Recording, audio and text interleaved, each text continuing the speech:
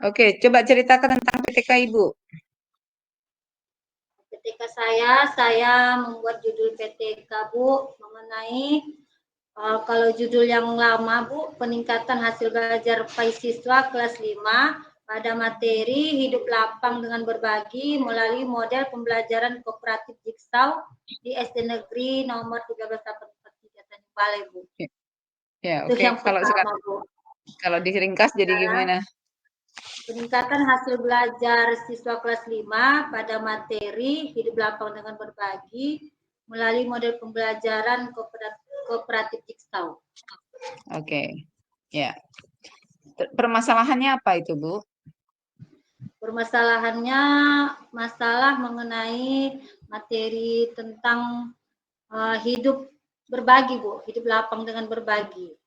Masalahnya pada kenyataannya masih banyak siswa yang kurang memiliki kesadaran atau pemahaman tentang pentingnya untuk berbagi. Enggak, itu masalah kesadaran hidup berbagi atau sebenarnya materi? Materi ajar. Materi ajarnya apa? Hidup lapang dengan berbagi, Bu. Materi ajar hidup lapang dengan berbagi. Nah, Iya. harusnya Ibu mendasarkan itu pada konteks materi ajar itu. Bukan bukan bukan di masalah yang sehari-hari siswa gitu. Kalau yang Ibu sampaikan tadi kan seolah-olah itu masalah sehari-hari siswa. Tapi kalau PTK itu lebih pada konteks pembelajaran ya Ibu-ibu jangan lupa. Ya, jadi artinya pada saat kita mengajar di kelas, apa masalah yang muncul? Oh, ternyata materi ajar ini itu nggak susah dikuasai oleh siswa gitu loh. Kenapa ya? Ada apa ya? Apakah salah metode pembelajarannya atau salah penyampaiannya atau apa gitu. Nah, itu yang harus difokuskan. Jadi bukan bukan lari dari konteks gitu loh.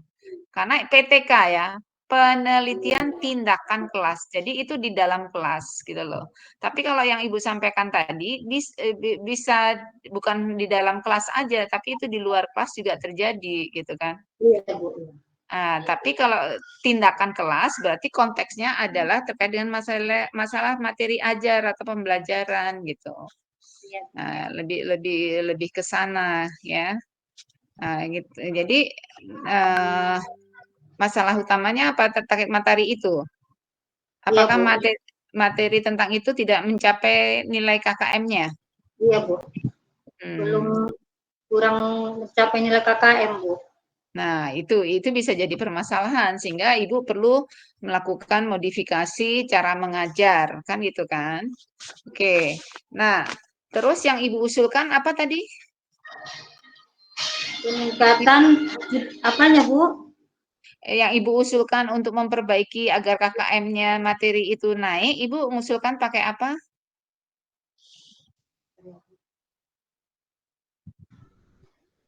Mengusulkan dengan dalam proses pembelajaran itu, Bu, saya mengusulkan memakai metode uh, pembelajaran kooperatif model Jigsaw, Bu.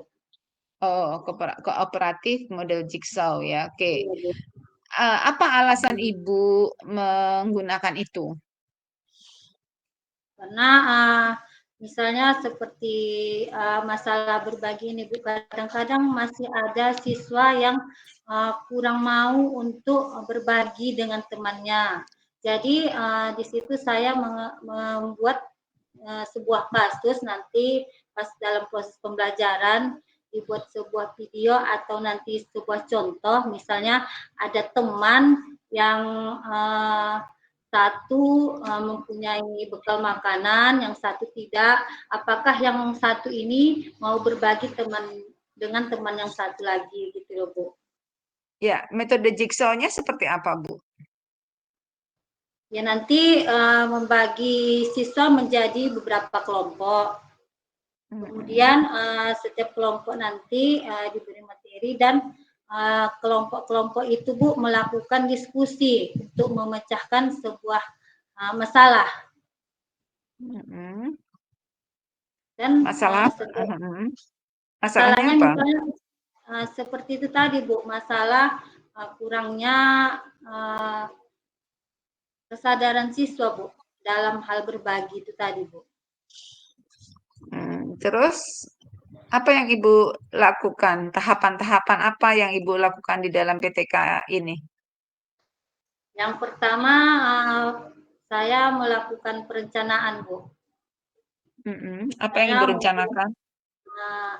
menyusun modul ajarnya, kemudian materinya apa, dan alat-alat evaluasinya seperti apa Bu. Kemudian melakukan sesudah direncanakan melakukan tindakannya Bu. Pelaksanaan tindakannya ya pada saat proses pembelajaran. Kemudian melakukan observasi, mengumpulkan data aktivitas atau kegiatan siswa melalui lembar observasi, dan yang terakhir melakukan refleksi. Oke. Instrumen yang Ibu gunakan instrumen apa? Instrumen penilaiannya Bu, Iya, saya menggunakan observasi Bu. iya. Observasi untuk apa? Observasi untuk melihat bagaimana kegiatan siswa pada saat melakukan diskusi kelompok tersebut Bu. Loh, yang Anda mau ukur tentang apa? Ya Bu. Yang mau Anda ukur itu tentang apa? Tentang diskusi kelompoknya? Meningkat hasil belajar siswa Bu. Ya, apa? Hasil belajar siswa tentang materi hidup lapang dengan berbagi Bu. Nah, yaitu makanya alat ukur itu untuk mengungkapkan itu atau untuk mengungkap diskusi kelompoknya. Kalau yang observasi tadi Bu untuk mengungkap diskusi kelompok Bu. Kalau Mm-mm. yang untuk meningkatkan hasil belajarnya Bu, saya menggunakan asesmen diagnostik yang pertama. Kemudian asesmen pada saat kegiatan belajar mengajar, asesmen formatif, dan yang terakhir setelah kegiatan belajar, saya memberikan asesmen sumatif Bu. Oke. Nah, asesmen yang Ibu lakukan itu terkait mengukur apa? Mengukur ke pemahaman siswa Bu Tentang? tentang konsep berbagi. Oke. Oke, cukup yang itu kita lanjut pada apa MP5 ya, modul project P5. Nah, ya, Bu. Apa yang Ibu buat projectnya? Proyek saya untuk P5 ini Bu tentang temanya kearifan lokal. Di sini saya bersama guru kelas Bu bekerja sama untuk membuat sebuah keterampilan dari kulit kerang Bu. Karena di daerah kami ini Bu di Tanjung Balai ini alhamdulillah kalau kerang itu lumayan banyak Bu. Jadi kulitnya itu bisa dibuat untuk menjadi keterampilan seperti bunga kerang atau bingkai foto Bu. Nah, seperti itu Bu. Oke, coba jelaskan langkah-langkah Anda membuat modul itu, modul proyeknya. Langkah-langkahnya yang pertama Bu, mengenalkan kepada siswa tentang kearifan lokal dengan melihatkan gambar atau video tentang kerajinan dari daerah kita sendiri Bu. Kemudian melakukan diskusi dengan bertanya kepada siswa, misalnya ditunjukkan gambarnya, siapa yang pernah melihat seperti ini nak, atau siapa yang pernah membuat kerajinan seperti ini. Selanjutnya nanti melakukan diskusi dalam membuat kerajinan ini, bahan atau alat apa saja yang diperlukan Bu. Kemudian nanti sesudah bahan atau alat-alatnya sudah terkumpul, siswa bekerja dalam satu kelompok kecil untuk membuat kerajinan tersebut. Dan guru melakukan mencatat setiap kegiatan siswa dan melakukan dokumentasi dalam setiap langkah pembuatan keterampilan tersebut, Bu. Terus? Dan setelah itu siswa menunjukkan hasil diskusinya bersama dengan teman yang lain yang satu kelas dan mempresentasikan bagaimana cara membuatnya, Bu, dan menunjukkan hasilnya. Kemudian hasilnya nanti dikumpulkan, Bu, di dalam kelas untuk dipajang di dalam kelas tersebut. Oke. Ada hasilnya, contohnya? Contohnya, Bu, ya, Bu. Seperti ini, Bu. Oke. Ya, Ibu menyusun perangkat pembelajaran atau modul ajar tentang apa? Tentang sama, Bu, dengan materi PTK hidup lapang dengan berbagi, Bu. Hidup lapang dengan berbagi. Nah, ketika Ibu mengajarkan modul ajar tentang hidup lapang dengan berbagi itu, rujukan teori belajar apa saja yang Ibu pakai atau yang Ibu gunakan? Oh, yang rujukannya yang pertama saya konstruktivisme, humanistik dan behavioristik, Bu. Oke.